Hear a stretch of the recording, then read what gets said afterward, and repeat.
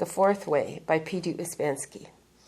And just remember, the questions are always posed by Ouspensky, the answers given by Gurdjieff. Question: can you give an example of identification? Answer: we identify all the time. That is why it's difficult to give an example. For instance, take likes and dislikes. They all mean identification, especially dislikes. They cannot exist without identification, and generally they are nothing but identification. Usually people imagine that they have many more dislikes than they actually have. If they investigate and analyze them, they will probably find that they only dislike one or two things. When I studied it, there was only one real dislike that I could find in myself. But you must find your own examples. It must be verified by personal experience. If, at a moment of strong identification, you try to stop it, you will see the idea. Question: but I still do not understand what it is. Answer: let us try from the intellectual side. You realize that you do not remember yourself. Try to see why you cannot, and you will find the identification prevents you. Then you will see what it is. All these things are connected. Question: is non-identifying the only way to know what identifying is? Answer: no, as I explained, by observing it, because it is not always the same. We do not notice the temperature of our body except when it becomes a little higher or lower than normal. In the same way, we can notice identification when it becomes stronger or weaker than usual. By comparing these degrees, we can see what it is. Question: in struggling with identification, is it necessary to know why one is identified? Answer: one is identified not for any particular reason or purpose, but in all cases because one cannot help it.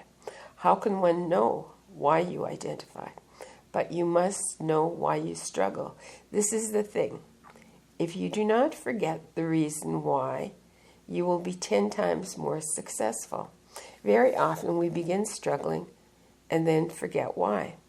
There are many forms of identification, but the first step is to see it.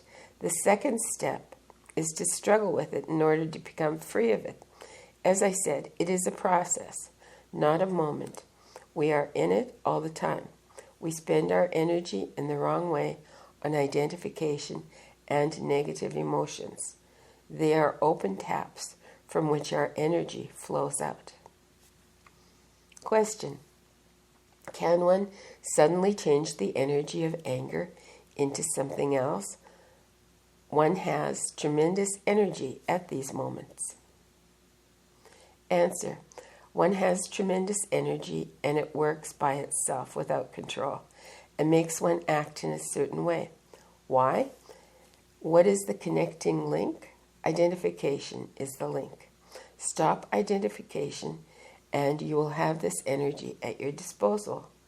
How can you do this? Not at once. It needs practice at easier moments. When emotion is very strong, you cannot do it. It is necessary to know more, to be prepared. If you know how not to identify at the right moment, you will have great energy at your disposal. What you do with it is another thing. You may lose it again on something quite useless, but it needs practice. You cannot learn to swim when you fall into the sea during a storm. You must learn in calm water. Then if you fall in, you may perhaps be able to swim. I repeat again, it's impossible to be conscious if you are identified.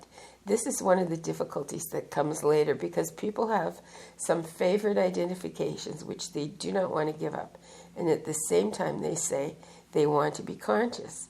The two things cannot go together. There are many incompatible things in life, and identification and consciousness are two of the most incompatible. Oh, I think I read that wrong. Okay, let me reread the last two sentences. The two things cannot go together. there are many incompatible things in life, and identification and consciousness are two of the most incompatible. Question: how can one avoid the reaction which comes after feeling very enthusiastic? Is it due to identification? Answer: yes. This reaction comes as a result of identification. Struggle with identification will prevent it from happening. It's not what you call enthusiasm that produces the reaction, but the identification. Identification is always followed by this reaction. Question: is a bored man identified with nothing? Answer: boredom is also identification, one of the biggest. It is identification with yourself, with something in oneself. Question: it seems to me I cannot study a person without losing myself.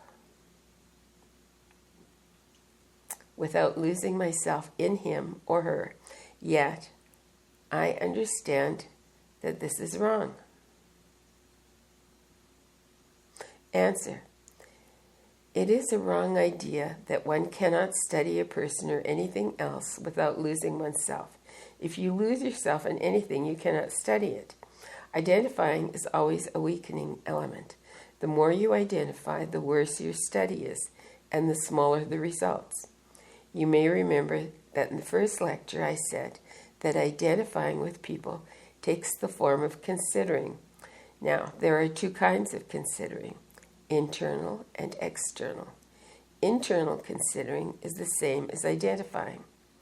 External considering needs a certain amount of self-remembering. It means taking into account other people's weaknesses, putting oneself in their place. Often in life, it is described by the word tact. Only tact may be educated or accidental. External considering means control. If we learn to use it consciously, it will give us a possibility of control. Internal considering is when we feel that people do not give us enough, do not appreciate us enough. If one considers internally, one misses moments of external considering. External considering must be cultivated. Internal considering must be eliminated. But first, observe and see how often you miss moments of external considering and what an enormous role internal considering plays in your life. Study of internal considering, of mechanicalness, of lying, of imagination, of identification, shows that they all belong to us, that we are always in these states. When you see this, you realize the difficulty of work on oneself. Such as you are you cannot begin to get something new. You will see that first you must scrub the machine clean. It is too covered with rust. We think we are what we are. Unfortunately, we are not what we are, but what we have become. We are not natural beings. We are too asleep. We lie too much. We live too much in an imagination. We identify too much. We think we have to do with real beings, but in reality, we have to do with imaginary beings. Almost all we know about ourselves is imaginary. Beneath all this agglomeration, man is quite different. We have many imaginary things we must throw off before we can come to real things. So long as we live in imaginary things, we cannot see the value of the real. And only when we come to real things in ourselves can we see what is real outside ourselves. We have too much accidental growth in us.